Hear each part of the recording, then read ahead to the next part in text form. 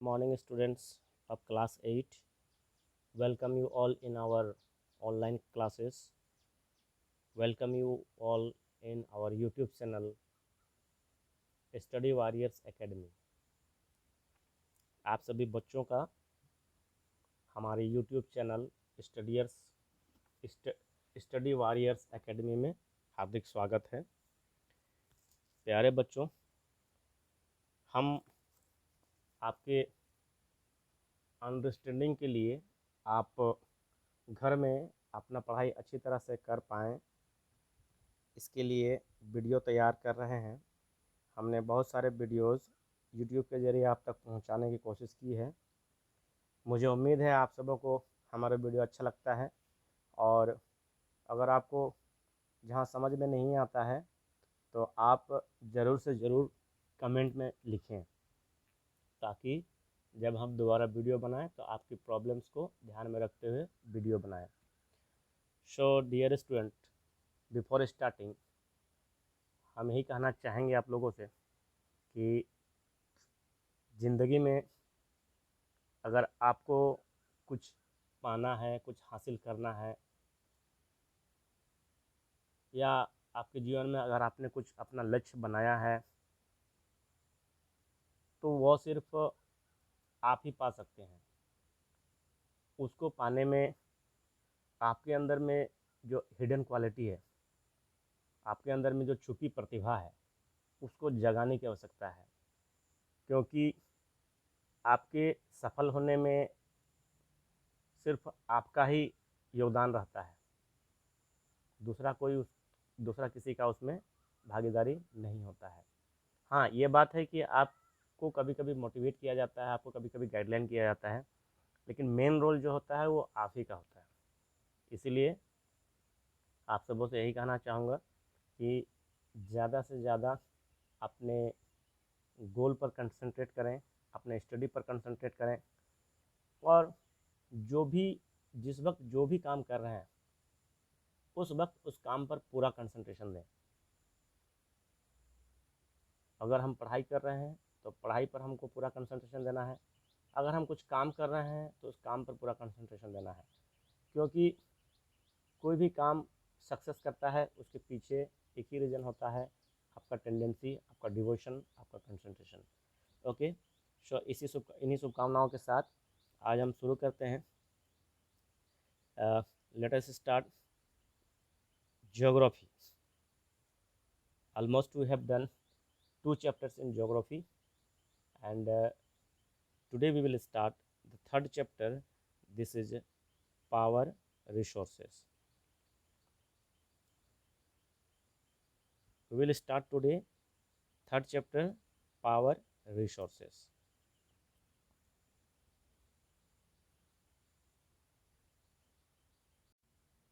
So dear student, one thing you say, power यानी energy हमारे life में कितनी आवश्यकता है, क्या आप बता सकते हैं? ज़रा सोचिए, अगर पावर नहीं होता तो क्या होता? ज़रा एज्यूम कीजिए। So power is an important input for economic development and improving the quality of life. Power हमारे देश का, हमारे समाज के लिए, हमारे देश के लिए, हमारे व्यक्तिगत के लिए, हमारे सेल्फ के लिए बहुत ही ज़रूरी है। डेवलपमेंट के लिए बहुत ही ज़रूरी है। अगर पावर नहीं होगा तो समझिए कि पूरा दुनिया अंधकार में रहेगा। अंधकार में किसी चीज़ का विकास तो होता नहीं है। Both the domestic and industrial sector domestic and industrial sector needs power. Power is also essential for agriculture, transport, communication and defense. तो पावर हर जगह ज़रूरत है पावर का, चाहे वो हमारा पर्सनल लाइफ हो, चाहे वो प्रोफेशनल लाइफ हो, चाहे डोमेस्टिक वर्क के लिए हो, या तो इंडस्ट्रियल सेक्टर के लिए हो। यहाँ तक कि खेती बाड़ी जो काम करते हैं उसमें भी पावर की आवश्यकता होती है।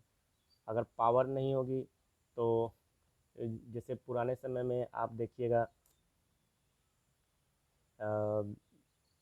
कुओं से जब पानी उठाते थे, ठीक है ना, तो लकड़ी का डंटा से, रस्सी और बाल्टी की सहायता से पानी उठाते थे, खेतों में पानी पटवन करते थे, जिससे बहुत ही समय कंज्यूम होता था, बहुत ही टाइम कंज्यूम होता था और प्रोडक्शन उतना नहीं हो पाता था, ठीक है। और एक आदमी को उसी में लगना पड़ता था। जब पावर का यूज किया जाने लगा, जब इलेक्ट्रिसिटी का यूज किया जाने लगा, तब टेक्नोलॉजी जब आया, तब एक समय में बहुत सारे खेतों में पानी पटाने की पटाने के लिए सहूलियत हुई, ठीक है ना। ये एक सिंपल सा एग्जांपल आप लोगों के सामने हम चर्चा कर रहे हैं समझने के लिए। और आज के डेट में इलेक्ट्रिसिटी है तो सब कुछ है, इलेक्ट्रिसिटी नहीं रहेगी तो पूरा दुनिया अंधकार में हो जाएगी, ठीक है। So today we will discuss all about power resources. Let us start students.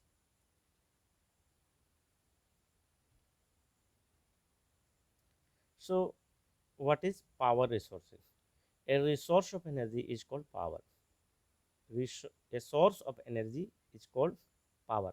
मतलब जहाँ से हमको एनर्जी प्राप्त होता है, जहाँ से हमको एनर्जी मिलता है, उसी को हम पावर कहते हैं, ठीक है। तो power is present in natural forces such as sunlight, wind, water, steam. तो पावर हमें कहाँ से प्राप्त होता है? पावर हमें नेचुरल, जो हमारा सोर्स है, ठीक है ना, नेचर से प्राप्त होता है। सनलाइट हमें नेचर से प्राप्त होता है, विंड हमें नेचर से प्राप्त होता है, वाटर हमें नेचर से प्राप्त होता है, स्टीम हमें नेचर से प्राप्त होता है।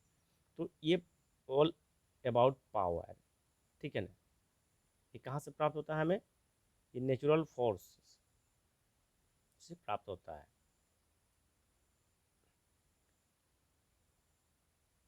The movement of these natural forces can be harnessed to drive various kind of machineries and to generate electricity.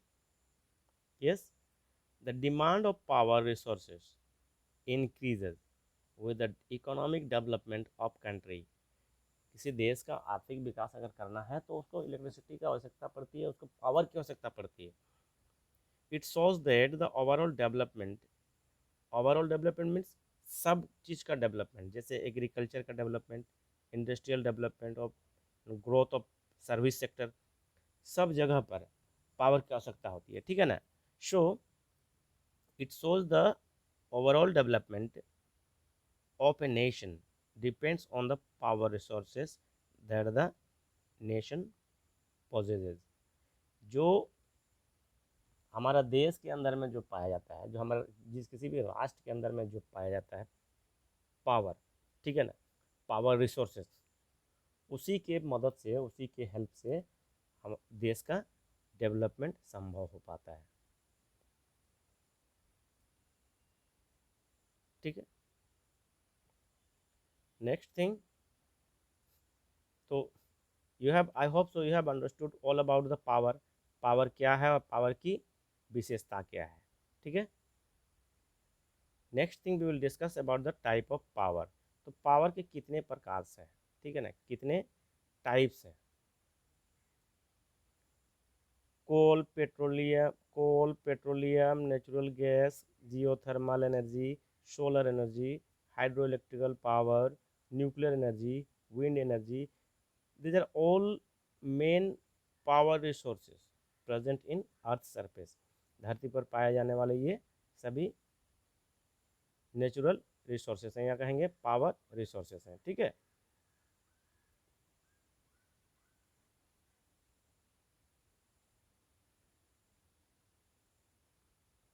Power resources can be broadly categorized as conventional and non-conventional resources। तो power resource को हम generally दो भागों में बांटते हैं, एक conventional में बांटते हैं और एक नॉन कन्वेंशनल में बांटते हैं, ठीक है ना। तो what is conventional and what is non conventional resources we will discuss now, okay. So conventional sources of energy, what is conventional sources of energy? First of all we will know about this, ठीक है। the source, the resources that have been in common use for long time, that has been common use for a long time, are known as conventional power resources. जो बहुत समय conventional sources of energy जो हैं वो बहुत लंबे समय से यूज में यूज किए जा रहे हैं, ठीक है ना। और ये नवीकरणीय नहीं है, मीन्स ये नॉन रिन्यूएबल है। इनका इनके दोबारा बनने के लिए अरबों खरबों वर्ष लग जाते हैं, ठीक है ना। आज जो हम कोयला पेट्रोलियम का यूज कर रहे हैं ये तुरंत नहीं बना है, इनको बनने के लिए बहुत कई हजारों करोड़ों साल लगे हैं बनने के लिए। तो कन्वेंशनल पावर वही है जिनका हम लगातार बहुत समय से यूज करते हुए आ रहे हैं परंपरा से, ठीक है ना। लेकिन ये क्या है, ये नॉन रिन्यूएबल है, इस चीज़ को हमें समझना है। Next thing, the main conventional power resources are as under. जो मेन कन्वेंशनल रिसोर्सेज क्या क्या हैं उसके बारे में हम चर्चा करेंगे, okay. First thing is firewood. तो firewood is widely use for cooking and heating by the villages. In rural India more than 50% of energy comes from firewood. Rural area में 50% से भी ज़्यादा एनर्जी फायरवुड से ही प्राप्त की जाती है। People get the firewood from forest and farms. Excessive use of firewood is also responsible for environmental pollution, greenhouse effect, and deforestation. So, firewood is generally found from forest and farms, and if regular cut down the trees and forest for firewood, then what would happen? Then the cause of environmental pollution will be occur, the greenhouse effect and deforestation. Automatically deforestation will be there, so greenhouse effect will be there, and environmental pollution. Why? Because only forest or trees helps us to remove the pollution from our environment. Why? Because the trees gets in carbon dioxide and produce oxygen, and the human being needs oxygen for surviving. So that is why if deforestation will be there, then it will very dangerous problem for human being. And if trees will be not there and forest will be not there and deforestation will be go on, then what will happen? The ozone layer, today the ozone layer is affecting by this global warming. That is why ना। सो यही कहना है कि अगर firewood का ज़्यादा से ज़्यादा उपयोग किया जाए तो फायरवुड हमें कहाँ से प्राप्त होते हैं? जंगलों से प्राप्त होते हैं, फार्म से प्राप्त होते हैं। तो अगर डिफोरेस्टेशन करेंगे, इनको इस सबको काटेंगे तो ये हमारे इन्वायरमेंट, इससे हमारा इन्वायरमेंट दूषित हो सकता है।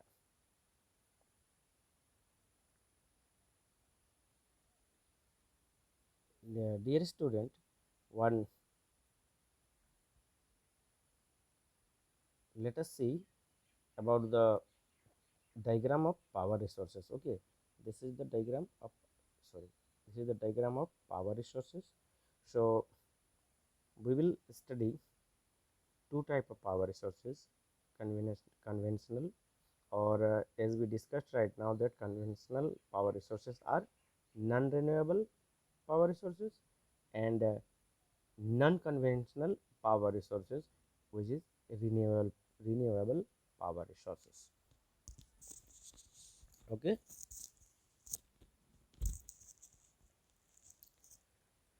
so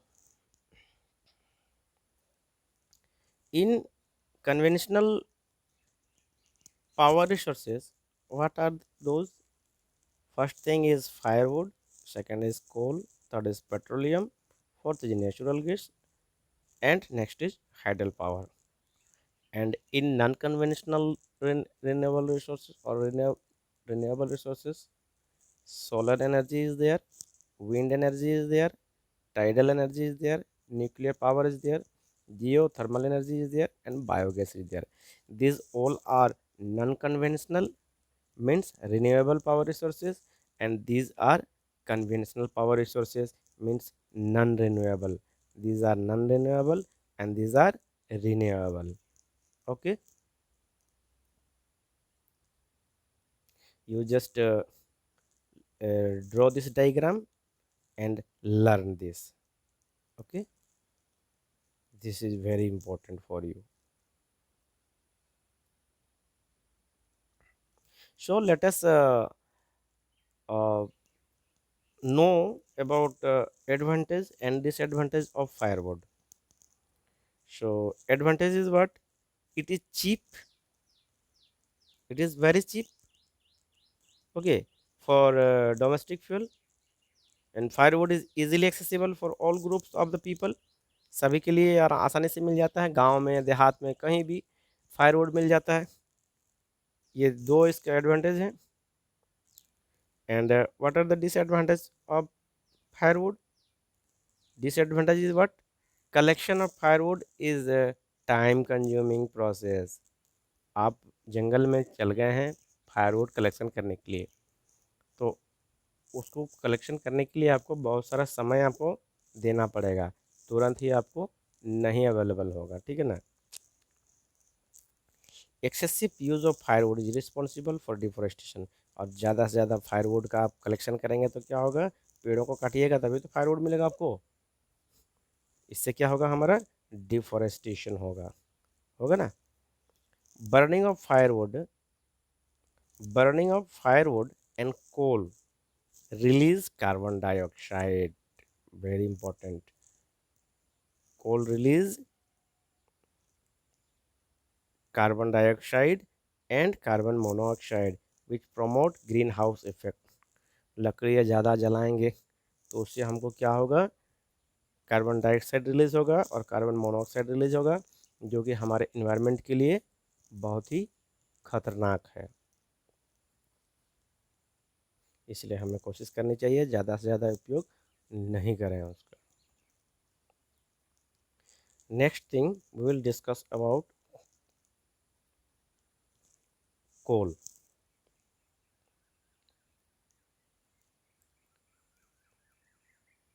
Coal is one of the most important minerals. Okay. Acha student, one thing I want to say all of you, if you are listening my video or watching my video, then please take care about these things. Whatever I am saying, that listen and watch carefully to the video, because the question and answers are related to these chapters, to these topics only.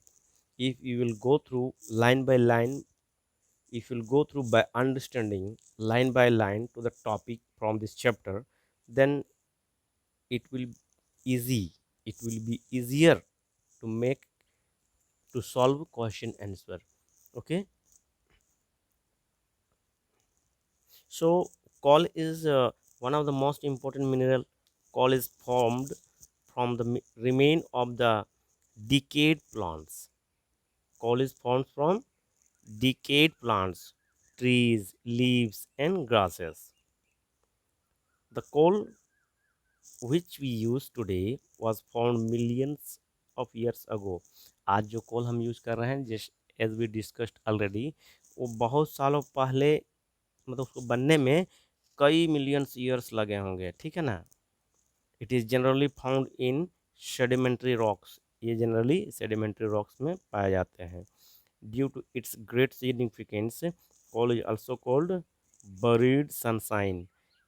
और इसी के, इसका जो call की जो महत्वता है, इसकी जो सिग्निफिकेंस है, इसकी जो आवश्यकता है हमारे जनमानस में, उसी को ध्यान में रखते हुए इसको हम क्या कहते हैं? Buried sunshine. सनशाइन मतलब एक सनशाइन हमारा आसमान में दिखता है जो पूरे दुनिया को उजाला करती है, और एक सनशाइन जो है वो गड़ा हुआ है जो ज़मीन के अंदर है, ठीक है ना। ज़मीन के अंदर का सनशाइन इसको कहते हैं, ठीक है। किसको? क्वेश्चन में भी come from this line, okay, which is known as buried sunshine. You have to answer this. Coal is known as buried sunshine. Okay. It is also used as a domestic fuel. Coal is used as a basic energy resource in a number of industries. It is used in steam engines and generate electricity. Understood or not? Yes? Okay. So now let us discuss about the advantage and disadvantage of coal. It is efficiently converted into electricity. This is advantage. It is extensively available. Okay मतलब आसानी से इससे electricity हम पैदा कर सकते हैं और ये बहुत ही भारी मात्रा में ये पाया जाता है, ठीक है ना। And what is disadvantage? It is a polluting sources. आप लोग देखिएगा जब भी कोयला जलता है, चाहे किसी के घर में कोयला का चूल्हा से खाना पकता है, तो देखिएगा जलाने के 1 घंटे को खाना पकने से 1 घंटे पहले अगल बगल में पूरा धुआं धुआं धुआं हो जाता है। कारण क्या है? कोयला को मतलब आग बनाने से पहले उसको जलाना पड़ता है और जलाने के समय में उसमें बहुत सारे धुआं प्रोड्यूस करता है, बहुत सारे स्मोक्स प्रोड्यूस करता है और वो स्मोक पूरा हमारे इन्वायरमेंट में फैल जाता है। मतलब अगर एक मोहल्ला में एक चूल्हा जल रहा है ना, तो पूरे मोहल्ले को वो पोल्यूटेड कर देता है, ठीक है ना। पूरा मोहल्ला पूरा स्मोक स्मोक हो जाता है। सो ये एक पॉल्यूटिंग सोर्स है बहुत ही ज़्यादा, ठीक है। Transportation of power resources like coal is not easy. It is bulky to transport. इसका ट्रांसपोर्टेशन भी बहुत आसान, मतलब थोड़ा सा मुश्किल का चीज़ है, ठीक है ना। ट्रांसपोर्टेशन करते हैं एक जगह से दूसरी जगह, उसमें भी थोड़ा सा दिक्कतों का सामना करना पड़ता है। Okay, so it is all about the disadvantage and disadvantage of coal. Next thing we'll discuss about petroleum. Okay. Okay. Petroleum. So petroleum, the word petroleum is derived from Latin word petra and oleum. You must have to learn these things. Okay. The petroleum derived from Latin word. Okay. First thing is petra, another is oleum. Okay. Here petra means rocks. Petra means rocks. Question may be come from this. Petra means rocks. Oleum means oil.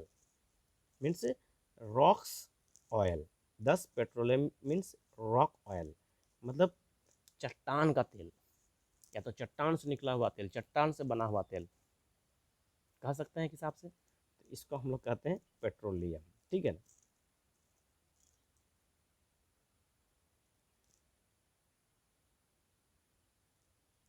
Okay, it is drilled from the oil field in raw form. Then it is sent to the oil refineries to process the crude oil. जो petroleum हम use करते हैं generally as it is ज़मीन के अंदर से नहीं निकलती है, इसको ड्रिल किया जाता है और उसका रॉ फॉर्म में निकलता है, कच्चा माल निकलता है, ठीक है ना, कच्चा तेल निकलता है और फिर उसको रिफाइनरीज में हम लोग डालते हैं और उससे क्रूड ऑयल तैयार करते हैं, ठीक है। Petroleum is found as a crude oil trapped in between the sedimentary rocks.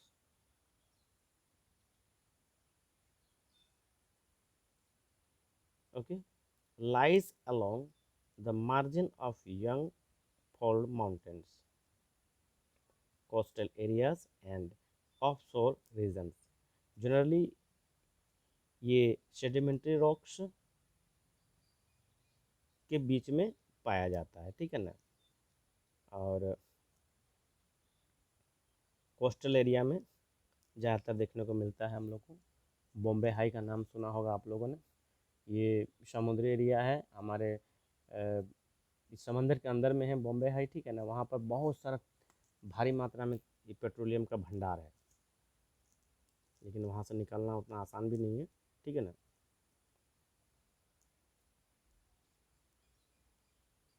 Plastic lubricants, wax, Vaseline, kerosene, diesel and petrol are the examples of byproducts. Okay.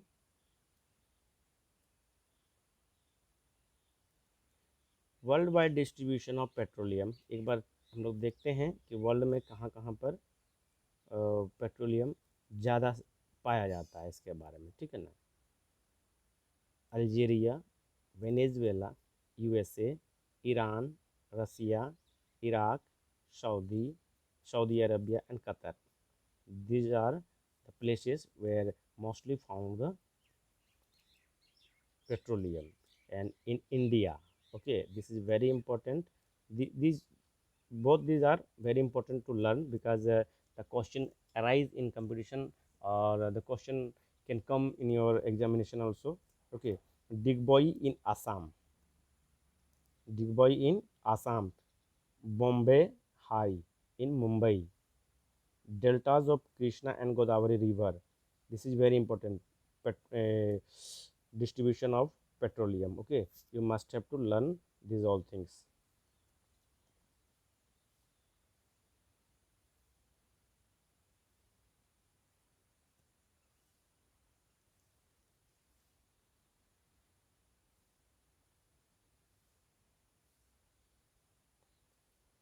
During the process of crude oil, a number of useful byproducts are produced, such as fertilizers. Due to its high value, petroleum is also known as the black gold and liquid gold. Another important thing, you must have to learn this. Okay, high value of petroleum is known as black gold and liquid gold. The byproduct of petroleum are also used as the raw material for the fertilizer in the industry, drug unit, synthetic fiber unit, etc.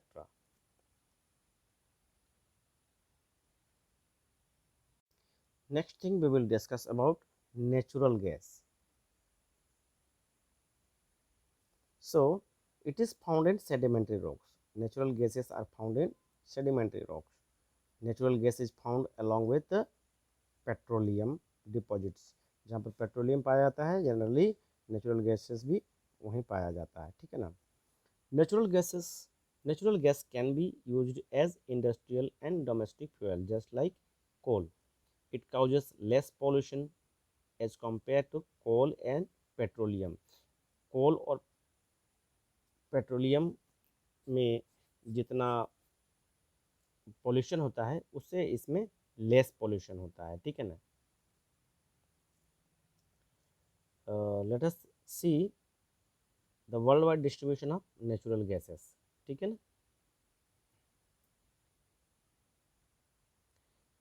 In world UK, Norway, Russia and Netherland are most founded area of natural gases.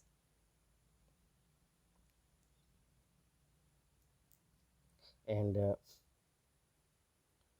Jaisalmer, Krishna and Godavari Delta, Tripura, and some area of offshore in Mumbai are mostly founded area of natural gases in India. Advantage of petroleum and natural gases. Let us see. Nowadays, natural gas like CNG are widely used as fuel in the transport. शहरों में, बड़े बड़े शहरों में transportation में भी CNG gas का उपयोग किया जाता है, ठीक है ना. It is easier to transport from one place to the other through pipelines. Okay, natural gas is cheaper and clearer than even oil. Their byproducts also provide a variety of valuable things that are used in our everyday life. Byproducts, we are discussing about byproducts. Byproducts means क्या होता है पता है ना, मतलब उसके साथ साथ जो प्रोडक्ट्स साथ ही साथ में जो बनते हैं, ठीक है ना, या तो उससे जो बची खुची अवशेष हैं उससे जो प्रोडक्ट बनते हैं, ठीक है ना, वो हमारा बाय प्रोडक्ट्स हो जाता है, ठीक है. So the by products and by products of oil and natural gas are the basis of various industries. Okay. Next, the disadvantage of petroleum and natural gas is depletion of oxygen. Depletion of oxygen मतलब oxygen का घटना due to oil spillage and gas leakage. Gas leakage होता है या oil spillage होता है तो उससे क्या होता है, हमारा ऑक्सीजन की ऑक्सीजन को दबा देता है, ऑक्सीजन की मात्रा को कम कर देता है, ठीक है ना। Pollutants released during the drilling of natural gases and mineral oil caused acid rain. और जब इसका ड्रिलिंग होता है तो उस समय नेचुरल गैस और मिनरल्स ऑयल्स जो रिलीज होता है, ठीक है ना, उससे क्या होता है, एसिड रेन होने की संभावना रहती है। The exploration of new sites for drilling of oil and natural gas is very difficult and expensive task।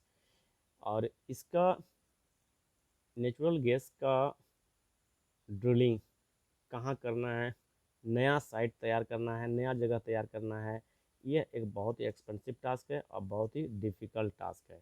इसका मतलब उतना आसानी से नहीं हो पाता है। So these are all about, we have discussed natural gas and petroleum. Today we have discussed all about the power resources, type of power resources. Those are conventional and non-conventional power resources. Again, we have discussed conventional power resources like coal, petroleum, and firewood, natural gases, etc. Okay, and next day, that's all for today. And next day we will start from hydel power. Okay, we will start from hydel power. So stay with us with our YouTube channel and get more notification or more videos regarding the study. So dear students, still you have not subscribed our channel, please subscribe our channels. Why? Because if you will subscribe and press on bell icon, why? Because whenever we publish any video regarding a study, will be notified to you, or notification will goes to your mobile. So wish you all the best. Thank you very much. Stay with us.